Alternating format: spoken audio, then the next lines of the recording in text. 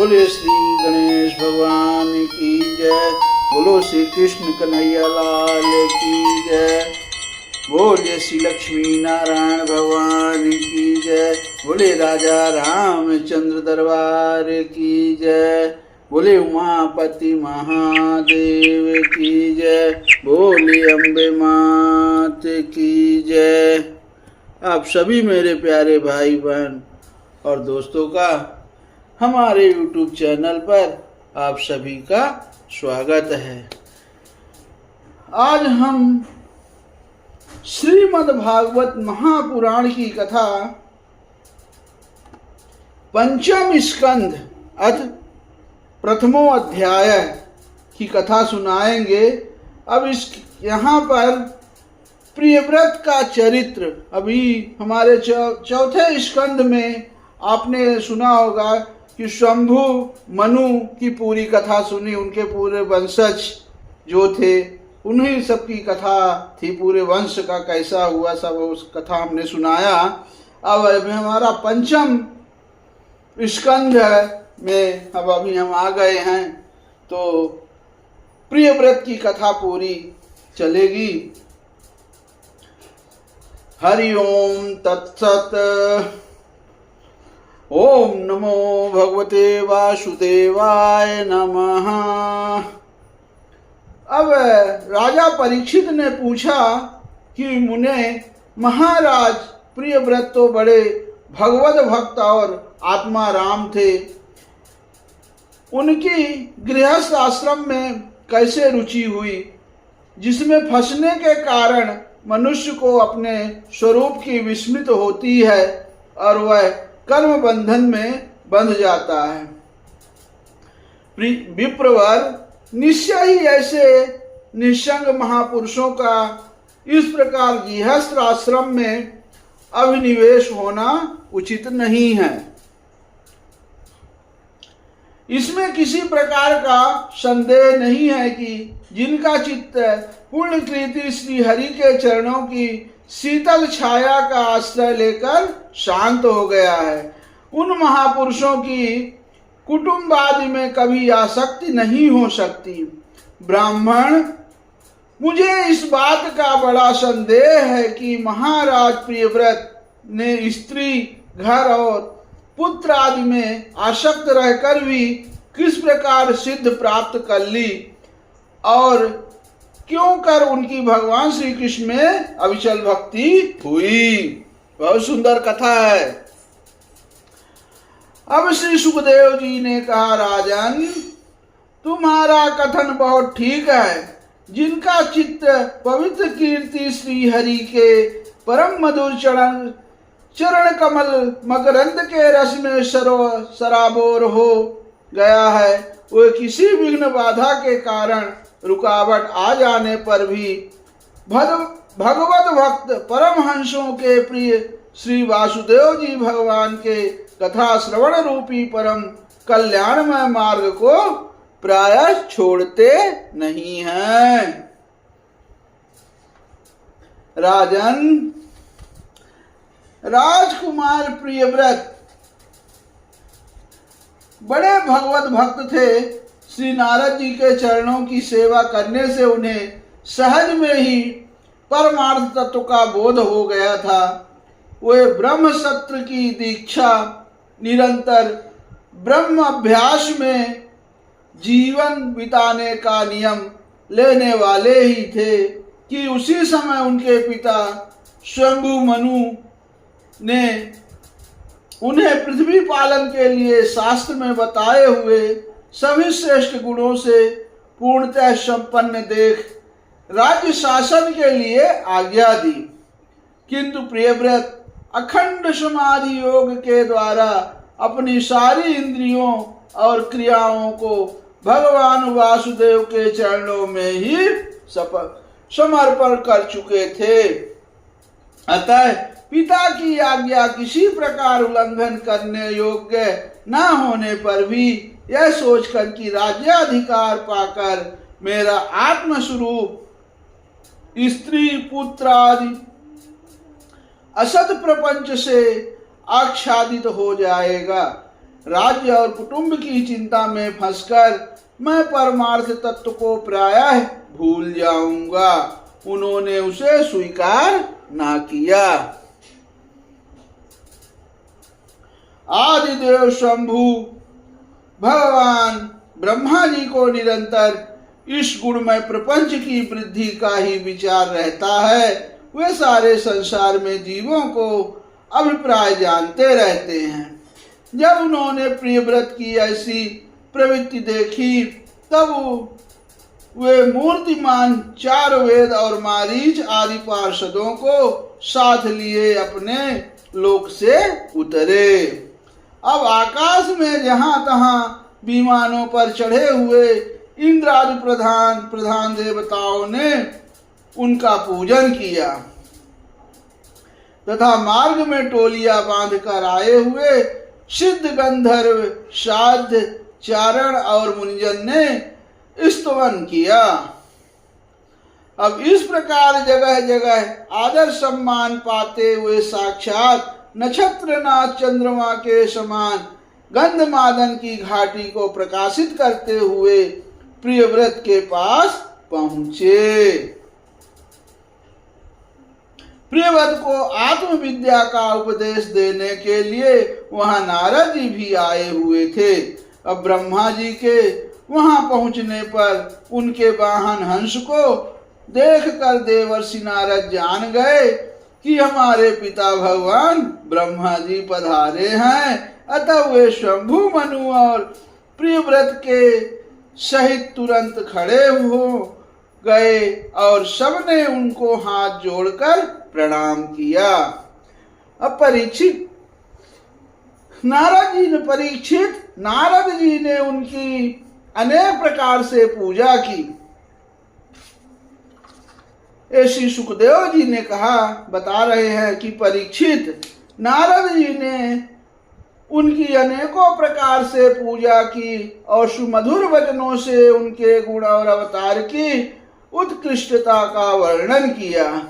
तब आदि पुरुष भगवान ब्रह्मा जी ने प्रियव्रत को की ओर मंद मुस्कान युक्त दया दृष्टि से देखते हुए इस प्रकार कहा। अब ब्रह्मा जी क्या कह रहे हैं कि बेटा,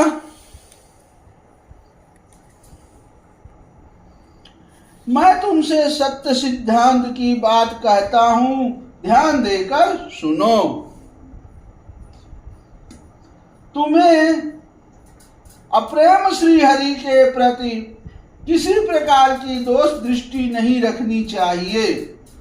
तुम ही क्या हो, हम महादेव जी, तुम्हारे पिता शंभु मनु और तुम्हारे गुरु ये महर्षि नारद भी विवश होकर उन्हीं की आज्ञा का पालन करते हैं।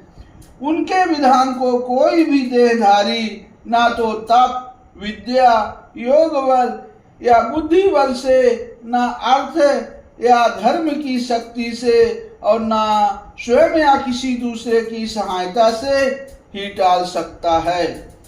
प्रियवर, उसी अवक्त ईश्वर के दिए हुए शरीर को सब जीव जन्म मरण, शोक मोह भय और सुख दुख का भोग करने तथा कर्म करने के लिए सदा धारण करते हैं।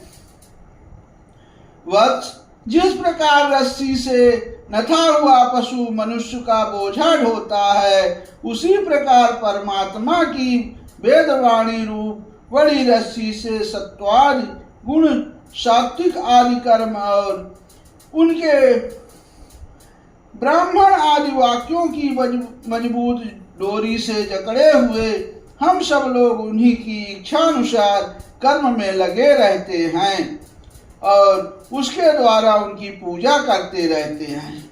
हमारे गुण और कर्मों के अनुसार प्रभु ने हमें जिस योनि में डाल दिया है, उसी को स्वीकार करके वो जैसी व्यवस्था करते हैं, उसी के अनुसार हम सुख या दुख भोगते रहते हैं। अब हमें उन्हीं की इच्छा का उसी प्रकार अनुसरण करना पड़ता है जैसे किसी अंधे को आंख वाले पुरुष का। बहुत सुंदर। मुक्त पुरुष भी प्रारब्ध का भोग करता हुआ भगवान की इच्छा के अनुसार अपने शरीर को धारण करता ही है। ठीक वैसे ही जैसे मनुष्य की निद्रा टूट जाने पर भी स्वप्न में अनुभव किए हुए पदार्थों का स्मरण होता है, इस अवस्था में भी उसको अभिमान नहीं होता और विषय वासना के जिन संस्कारों के कारण दूसरा जन्म होता है उन्हें वह स्वीकार नहीं करता।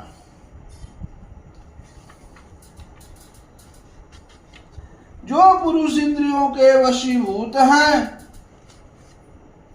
वह वन वन में विचरण करता रहे तो भी उसे जन्म मरण का भय बना ही रहता है, क्योंकि बिना जीते हुए मन और इंद्रिय रूपी उसके 6 शत्रु कभी उसका पीछा नहीं छोड़ते।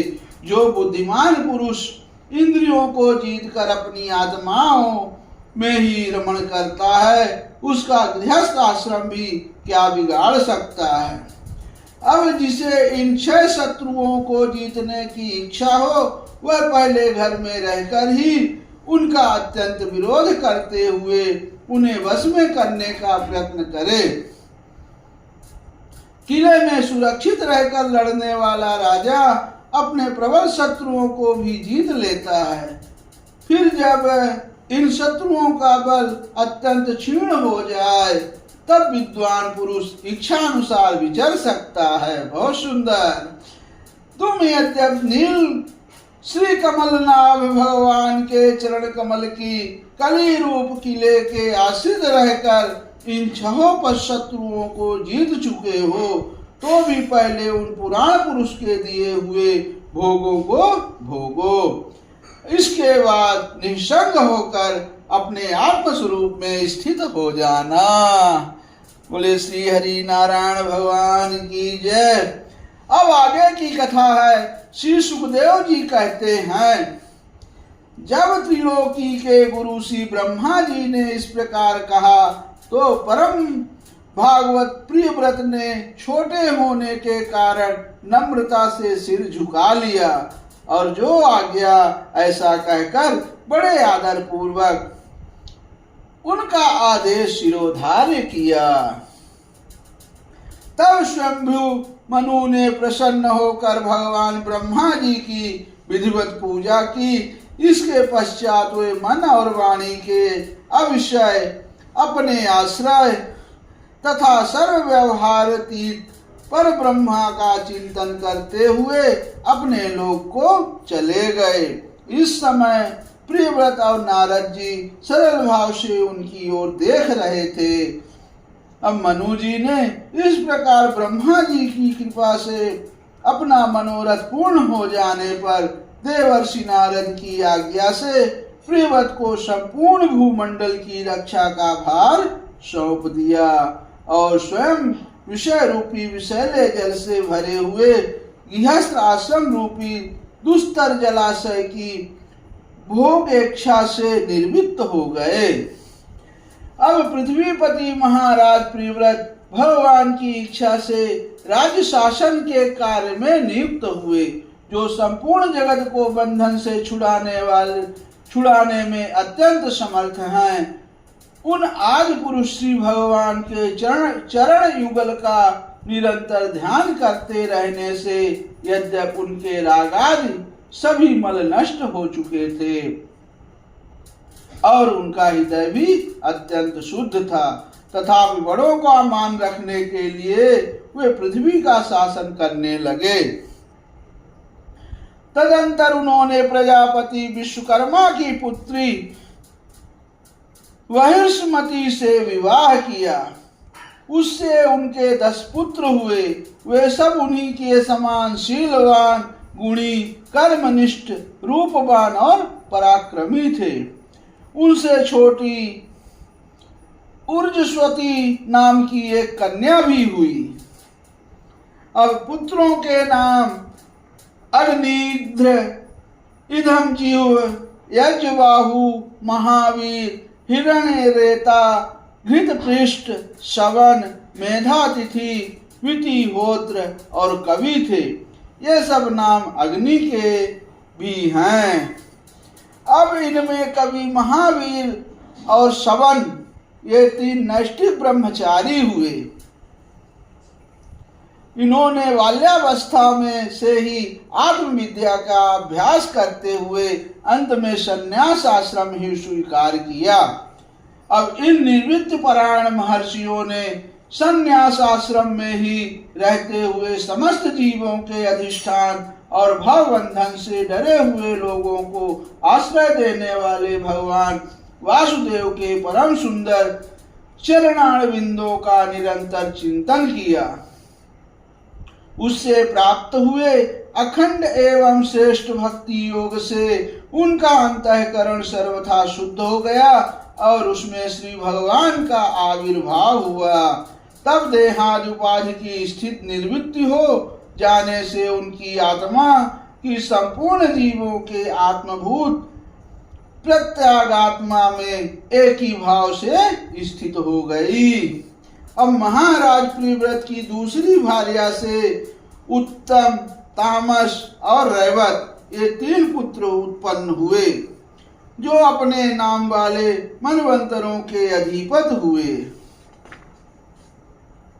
इस प्रकार कवि आदि 3 पुत्रों के निर्वृत्त परायण हो जाने पर राजा प्रियव्रत ने 11 अर्बुद वर्षों तक पृथ्वी का शासन किया। अब जिस समय वे अपनी अखंड पुरुषार्थमयी और वीरशालिनी भुजाओं से धनुष की डोरी खींचकर टंकार करते थे, उस समय डर के मारे सभी धर्मद्रोही न जाने कहाँ छिप जाते थे। प्राण प्रिया वहिष्मती के दिन दिन बढ़ने वाले आमोद प्रमोद और अभ्युत्थानादि कीड़ाओं के कारण तथा उसके स्त्री जनोचित हाव भाव, लज्जा से संकुचित मंदहास्य युक्त चितवन और मन को भाने वाले विनोद आदि से महामना प्रियव्रत विवेकहीन व्यक्ति की भांति आत्मा विस्मित से होकर सब भोगों को भोगने लगे, किंतु वास्तव में उनमें आसक्त नहीं थे। एक बार इन्होंने जब यह देखा कि भगवान सूर्य सुमेरु की परिक्रमा करते हुए लोकालोक पर्यंत पृथ्वी के जितने भाग को आलोकित करते हैं उसमें से आधा ही प्रकाश में रहता है और आधे में अंधकार छाया रहता है, तो उन्होंने इसे पसंद नहीं किया। तब उन्होंने यह संकल्प लेकर कि मैं रात को भी दिन बना दूंगा। अब सूर्य के समान ही वेगवान एवं ज्योतिर्मय रथ पर चढ़कर द्वितीय सूर्य की ही भांति उनके पीछे पीछे पृथ्वी की 7 परिक्रमाएं कर डाली। बहुत सुंदर। अब भगवान की उपासना से इनका अलौकिक प्रभाव बहुत बढ़ गया था। उस समय इनके रथ के पहिए से जो लीकें बनी वही 7 समुद्र हुए। अब उनमें पृथ्वी में 7 द्वीप हो गए। अब उनके नाम क्रमशः जम्बू, प्लक्ष, सालमल, कुश, क्रौंच, शाक और पुष्कर द्वीप हैं। इनमें से पहले पहले की अपेक्षा आगे आगे के द्वीप का परिमाण दूना है और ये समुद्र के बाहरी भाग में पृथ्वी के चारों ओर फैले हुए हैं। अब 7 समुद्र क्रमशः खारे जल, ईख के रस, मदिरा, घी, दूध, मट्ठे और मीठे जल से भरे हुए हैं। देखिए उस समय जब 7 समुद्र थे तो कैसे थे? एक में खारा जल था, एक में गन्ने के रस से पूरा भरा हुआ और एक में मदिरा पूरा भरा हुआ और एक समुद्र पूरा घी था और दूध, मट्ठे और मीठे जल से। ऐसे 7 समुद्र के पानी अलग अलग प्रकार के स्वाद के थे और परिणाम में अपने भीतर वाले द्वीप के बराबर हैं। इनमें से एक एक क्रमशः अलग अलग 7 द्वीपों के बाहर से घेर कर स्थित है। बहिर्ष्मति पति महाराज प्रियव्रत ने अपने अनुगत पुत्र अग्निद्र, ईंधनजीव, यज्ञबाहु, हिरण्यरेता, घृतपृष्ठ, मेधातिथि और वितिरहोत्र के में से क्रमशः एक को उक्त जम्बू आदि द्वीपों में से एक का राजा बनाया। अब उन्होंने अपनी कन्या उर्जस्वती का विवाह शुक्राचार्य जी से किया। जय हो। अब यहाँ देखिए, उनकी जो एक पुत्री थी उर्जस्वती, उसका विवाह उन्होंने शुक्राचार्य जी से किया। उसी से सुकन्या शुक्र कन्या देवायनी का जन्म हुआ।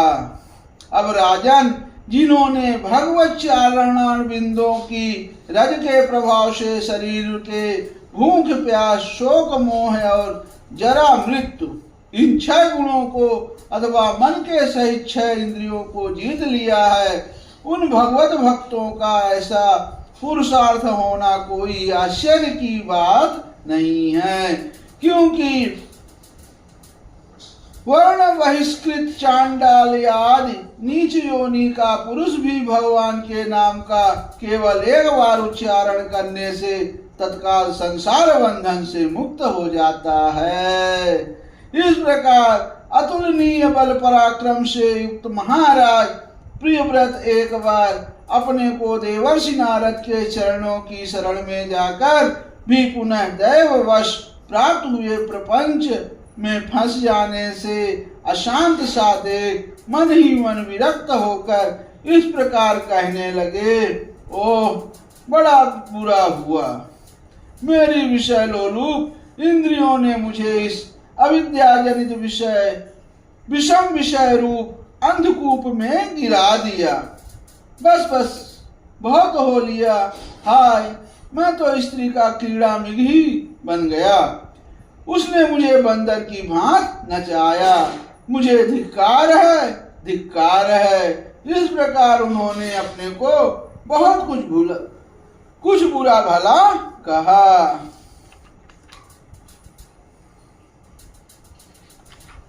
अब परमाराध्य श्री हरि की कृपा से उनकी विवेक बुद्धि जागृत हो गई। उन्होंने ही सारी पृथ्वी यथा योग अपने अनुगत पुत्रों को बांट दी और जिसके साथ उन्होंने तरह तरह के भोग भोगे थे, उस अपनी राजरानी को साम्राज्य लक्ष्मी के सहित मृतदेह के समान छोड़ दिया तथा हृदय में वैराग्य धारण कर भगवान की लीलाओं का चिंतन करते हुए उसके प्रभाव से श्री नारद जी के बतलाए हुए मार्ग का पुनः अनुसरण करने लगे। अब महाराज प्रियव्रत के विषय में निम्नलिखित लोको शक्ति प्रसिद्ध है। अब सुनिए, महाराज राजा प्रियव्रत ने जो कर्म किए उसे सर्वशक्तिमान ईश्वर के सिवा और कौन कर सकता है। सही बात। उन्होंने रात्रि के अंधकार को मिटाने का प्रयत्न करते हुए अपने रथ के पहियों से बनी हुई लीकों से ही सात समुद्र बना दिए। प्राणियों में सुविधे के लिए जिससे उनमें परस्पर झगड़ा ना हो, दीपों के द्वारा पृथ्वी के विभाग किए और प्रत्येक द्वीप में अलग अलग नदी, पर्वत और वन आदि से उसकी सीमा निश्चित कर दी। वे भगवत भक्त नारद आदि से प्रेमी भक्त थे। उन्होंने पाताल लोक के, देवलोक के और मृत्यु लोक के तथा कर्म और योग की शक्ति से प्राप्त हुए ऐश्वर्य को भी नरक तुल्य समझा था। दोस्तों, कथा कैसी लगी आप लोग कमेंट में जरूर बताइएगा और वीडियो को लाइक शेयर जरूर करिए। इत श्रीमद्भागवते महापुराणे पारमहंस्यां संहितायां पंचम स्कंदे प्रियव्रत विजये प्रथमो अध्यायः समाप्तः। बोले श्री लक्ष्मी नारायण भगवान की जय।